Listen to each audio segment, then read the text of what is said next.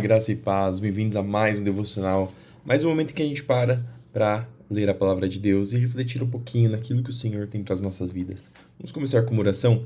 Senhor, obrigado por mais essa oportunidade de ler a Tua palavra, obrigado porque nós podemos, Senhor, ter acesso ao que o Senhor deixou para nós. Abençoa para que Teu Espírito Santo nos guie nessa leitura, para que nós possamos receber cada vez mais de Ti. Isso que eu te peço e te agradeço em nome de Jesus. Amém. E vamos para o texto de hoje, que se encontra lá em 2 Samuel, capítulo 19, do verso 11. Vamos ler até o capítulo 20, verso 13. Nós vimos ontem que Davi teve a luta com Absalão e saiu vitorioso. Então, Absalão morreu nessa tentativa de lutar contra Davi e acabou morrendo. E nós continuamos a partir de hoje. Então Davi enviou uma mensagem aos sacerdotes Zadok e Abiatar. Perguntem às autoridades de Judá: por que vocês demoram tanto para receber o rei de volta? Até eu já sei que todo Israel deseja minha volta. Vocês são meus parentes, minha própria tribo, meu povo e minha raça.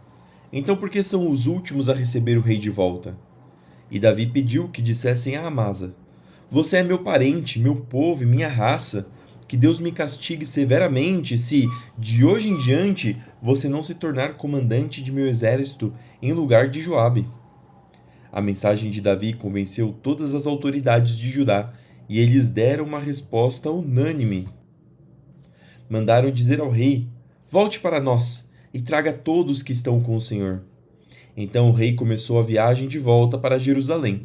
Quando chegou ao rio Jordão, o povo de Judá foi a Gilgal para encontrar-se com ele e acompanhá-lo até o outro lado do rio. Simei, filho de Gera, de Baurim, na terra de Benjamim, atravessou com os homens de Judá para dar as boas-vindas ao rei Davi. Estavam com ele 1000 homens da tribo de Benjamim, incluindo Ziba, servo da casa de Saul, e os 15 filhos e 20 servos de Ziba. Desceram apressadamente ao Jordão para receber o rei. Atravessaram o rio para ajudar a família do rei a chegar à outra margem e para fazer o que ele lhes solicitasse. Quando o rei estava prestes a atravessar o rio, Simei, filho de Gera, curvou-se diante dele e suplicou: ó Senhor, o rei, por favor, perdoe-me. Esqueça as coisas terríveis que seu servo disse quando o Senhor saiu de Jerusalém. Sei quanto pequei, por isso vim aqui hoje, a primeira pessoa em todo Israel a receber o meu senhor, o rei. Então Abissai, filho de Zerua, disse: Simei deve ser morto, pois amaldiçoou o rei ungido do Senhor. Quem pediu a opinião de vocês, filho de Zeruia? Disse Davi. Por que agem como se fossem meus inimigos? Hoje não é um dia de execuções, pois hoje voltei a ser rei em Israel. Então, virando-se para Simei, Davi prometeu: sua vida será poupada. Mefibosete, neto de Saul, veio para encontrar-se com o rei. Desde que Davi havia saído de Jerusalém até o dia em que voltou em segurança, Mefibosete não tinha lavado os pés, nem feito a barba, nem lavado as roupas. Quando ele chegou a Jerusalém, o rei lhe perguntou: por que você não veio comigo, Mefibosete? Ele respondeu: ó, meu senhor, o rei, meu servo Ziba me enganou. Pedi que ele selasse meu jumento para que eu pudesse acompanhar o rei, pois, como o senhor sabe, sou aleijado. Ele, no entanto, falou mal de mim e disse que eu havia me recusado a vir. Mas sei que meu senhor, o rei, é como um anjo de Deus. Portanto, faça o que lhe parecer melhor. Meus parentes e eu só poderíamos esperar que o senhor mandasse nos matar. Contudo, o senhor me honrou ao permitir que eu comesse à sua mesa. Que mais eu poderia pedir? Não precisa continuar se explicando, respondeu Davi. Resolvi que você e Ziba dividirão sua terra igualmente entre si. Dê tudo a ele, disse Mefibosete. Para mim, basta saber que meu senhor, o rei, voltou para casa em segurança. Barzilai de Gileade havia descido de Rogelim para acompanhar o rei na travessia do Jordão. Era bastante idoso, tinha 80 anos e era muito rico. Foi ele quem providenciou o alimento para o rei durante sua estada em Maanaim. O rei disse a Barzilai: venha comigo para Jerusalém e eu cuidarei de você. Barzilai, porém, respondeu: sou idoso demais para ir com o rei a Jerusalém. Tenho 80 anos, não consigo mais apreciar coisa alguma. A comida e a bebida já não têm sabor, e já não consigo ouvir a voz dos cantores. Seria apenas um peso para o meu senhor, o rei. Atravessar o Jordão com o rei é honra suficiente para mim. Depois, permita que eu volte para morrer em minha cidade, onde meu pai e minha mãe foram sepultados. Mas aqui está seu servo, Quimã.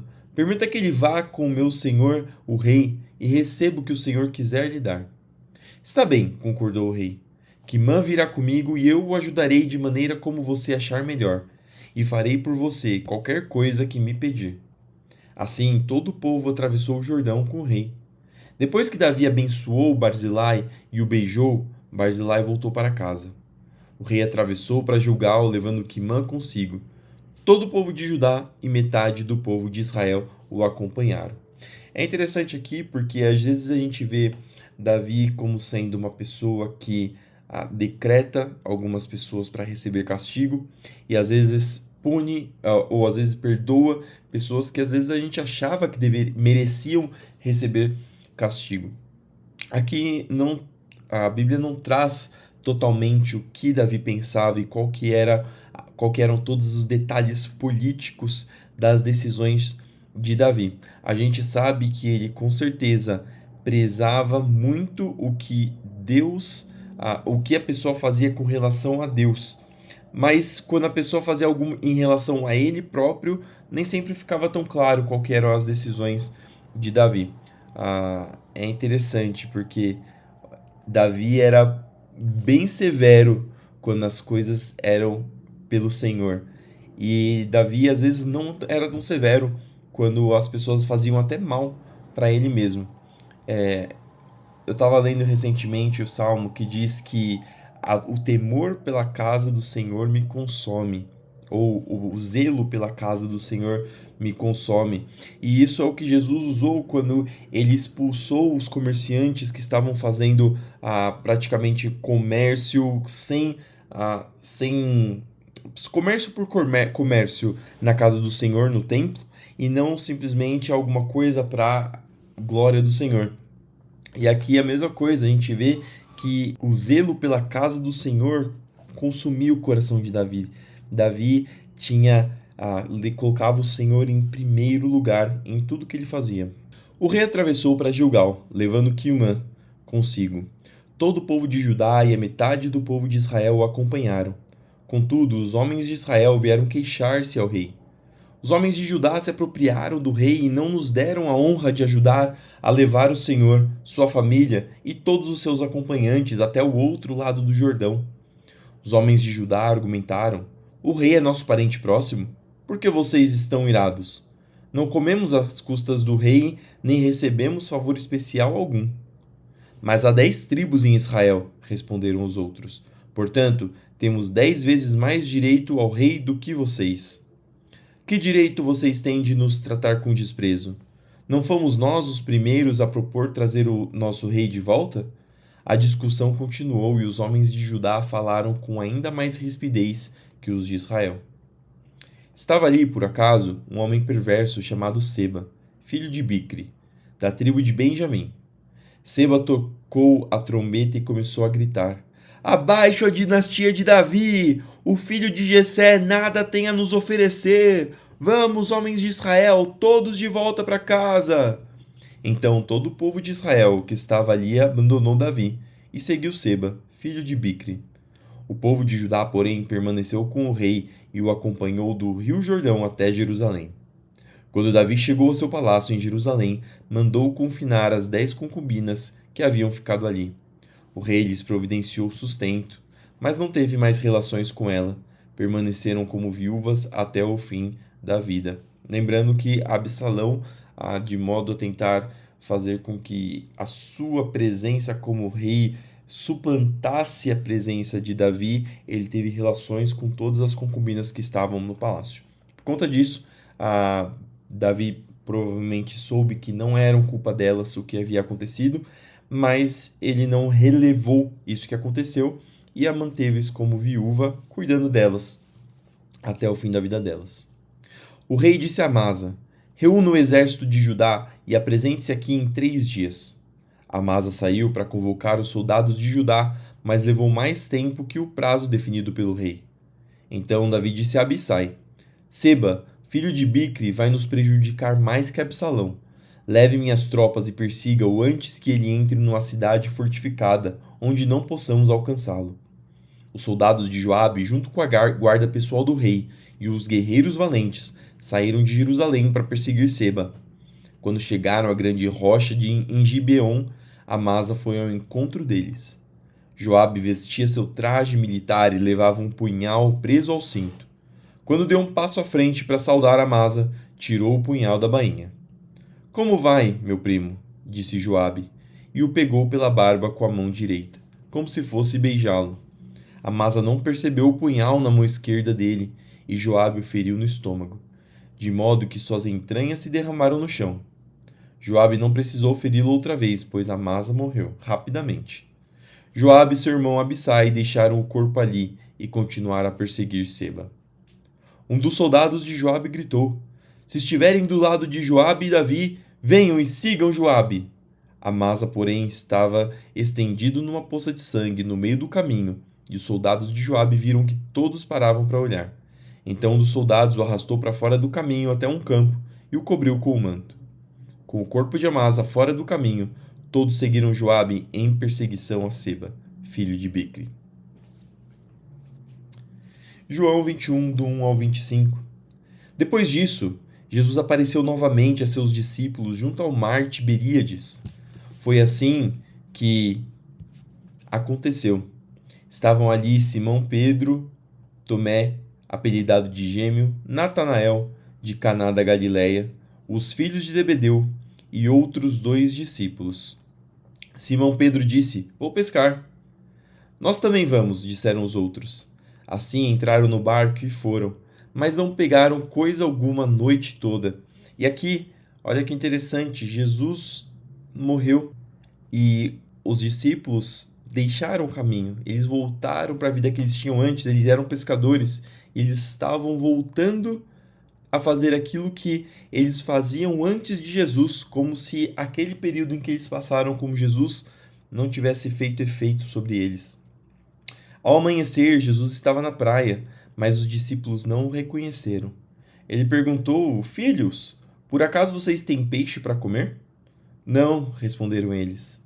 Então ele disse: Lancem a rede para o lado direito do barco e pegarão. Fizeram assim e não conseguiram recolher a rede de tão cheia de peixes que estava. O discípulo a quem Jesus amava disse a Pedro: É o Senhor! Quando Simão Pedro ouviu que era o Senhor, vestiu a capa, pois a havia removido para trabalhar, e saltou na água. Os outros ficaram no barco e puxaram até a praia a rede carregada, pois estavam a apenas uns 90 metros de distância. Quando chegaram, encontraram um braseiro no qual havia um peixe e pão. Jesus disse: Tragam alguns dos peixes que vocês acabaram de pegar. Simão Pedro entrou no barco e arrastou a rede para a praia. Havia 153 peixes grandes, e no entanto a rede não arrebentou. Venham comer, disse Jesus. Nenhum dos discípulos tinha coragem de perguntar: Quem é você? Pois sabiam muito bem que era o Senhor. Então Jesus lhes serviu o pão e o peixe.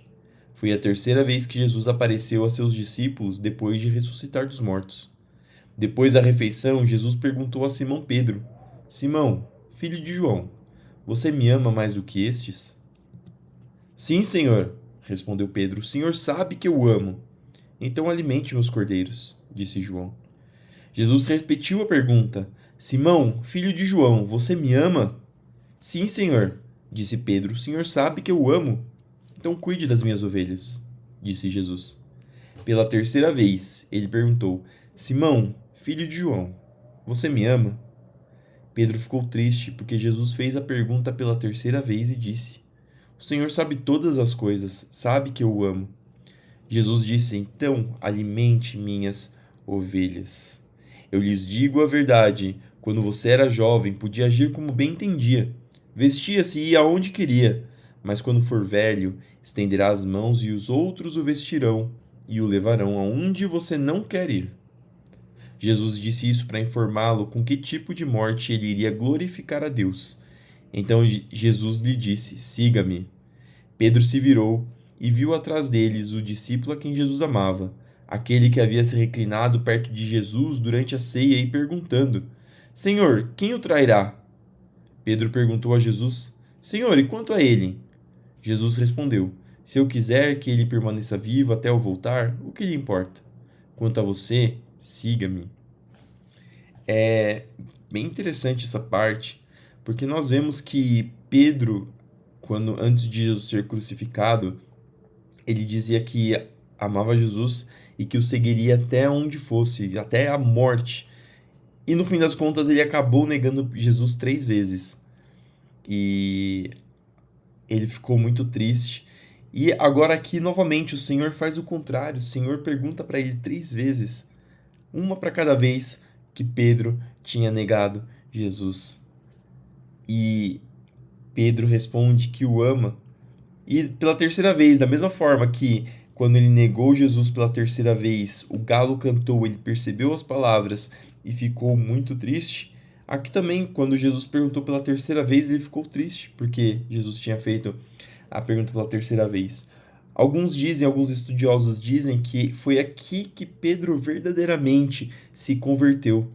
Pedro confiava em Jesus, Pedro tinha confiança, mas a gente viu aqui que os discípulos tinham voltado a pescar.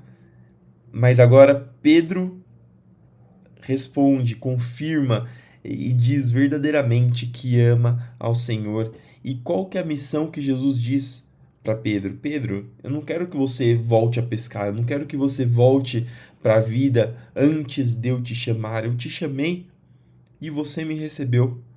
E a sua missão é alimentar os meus cordeiros, é apacentar as minhas ovelhas. E aqui Pedro verdadeiramente começa o ministério dele. Pedro, que nós vamos ver mais para frente em Atos, que faz uma pregação que converte milhares de pessoas e vira um dos apóstolos poderosos que espalha o evangelho de Jesus, que deixa verdadeiramente, na verdade, deixa definitivamente a pescaria, o velho homem, e se torna o novo Pedro, aquele que é o servo apóstolo de Jesus. Por isso, espalhou-se entre a comunidade dos irmãos o rumor de que esse discípulo não morreria. Não foi isso, porém, o que Jesus disse. Ele apenas disse: Se eu quiser que ele permaneça vivo até eu voltar, o que lhe importa? Esse é o discípulo que dá testemunho desses acontecimentos e que os registrou aqui, e sabemos que seu relato é fiel. Jesus também fez muitas outras coisas. Se todas fossem registradas, suponho que nem o mundo inteiro poderia conter todos os livros que seriam escritos. E aqui a gente termina o Evangelho segundo João, o discípulo que Jesus amava. Salmo 120, do 1 até o 7. Cântico para os peregrinos a caminho de Jerusalém. Em minha angústia clamei ao Senhor, e ele respondeu à minha oração. Livra-me, Senhor, dos mentirosos e dos enganadores. Ó língua mentirosa, o que Deus fará com você? Como aumentará seu castigo? Ele a atravessará com flechas afiadas e a queimará com brasas vivas. Como sofro na distante Meseque. É doloroso viver entre os moradores de Quedar. Estou cansado de habitar entre os que odeiam a paz. Procuro a paz, mas quando falo de paz, eles querem guerra. E por fim, Provérbios 16, do 16 ao 17. É melhor adquirir sabedoria que ouro. É melhor obter discernimento do que prata. Interessante esse provérbio até para os nossos dias de hoje. O que você preferiria adquirir? Sabedoria ou dinheiro? Discernimento ou dinheiro? E é engraçado que algumas pessoas às vezes preferem o dinheiro, e eu não estou dizendo que isso é uma regra, mas a própria Bíblia diz que é melhor adquirir sabedoria do que ouro, o discernimento do que a prata, e muitas vezes a sabedoria e o discernimento geram consequências que são às vezes melhores do que ouro e a prata, e muitas vezes até o ouro e a prata. Nós vemos várias pessoas falando sobre cursos de coach, ou vários que se denominam coaches, trazendo verdades ou segredos para as pessoas, quando aqui, Provérbios 16 já traz esse tipo de ensinamento já há milênios. Basta a gente parar e ouvir, ler a palavra de Deus, para a gente adquirir esse conhecimento que vem dos céus. E o 17, o caminho dos justos o afasta do mal, Quem segue esse caminho está seguro. E essas foram as palavras de hoje. Espero que entrem no seu coração. Espero que façam morada e frutifiquem na sua vida. Vamos terminar com uma oração? Senhor, obrigado por mais essa oportunidade de ler a Tua Palavra, que o Senhor continue conosco, nos guiando, nos ensinando, para que o Seu Espírito faça com que nós memorizemos essas palavras e nos lembre quando precisarmos, para que elas venham edificar a nossa vida e transformar o nosso coração. Abençoa o nosso dia, para que nós possamos trabalhar, para que nós possamos estudar ou fazer nossas atividades guiados por Ti, guiados pelo Teu poder, Senhor, para que o Senhor nos guie para a vitória. Senhor, abençoa aqueles que estão doentes, enfermos, para que o Senhor venha trazer a cura, a recuperação. Abençoa aqueles que estão, Senhor, precisando de uma oportunidade de emprego, precisando de um sustento. Que o Senhor dê o pão de cada dia, Senhor. Abençoa para que nós possamos lutar contra os nossos pecados e nós possamos nos pôr diante de Ti, Senhor, como servos santos, dispostos a anunciar o Teu Evangelho e receber cada dia mais de Ti. Fica conosco, é isso que eu te peço e te agradeço. Em nome de Jesus, amém. Que Deus te abençoe, que tudo que você fizer no seu dia prospere. Não esqueça de fazer tudo para a glória do Senhor, porque nós somos a Bíblia que o mundo lê. Fique com Deus e até amanhã para mais um devocional.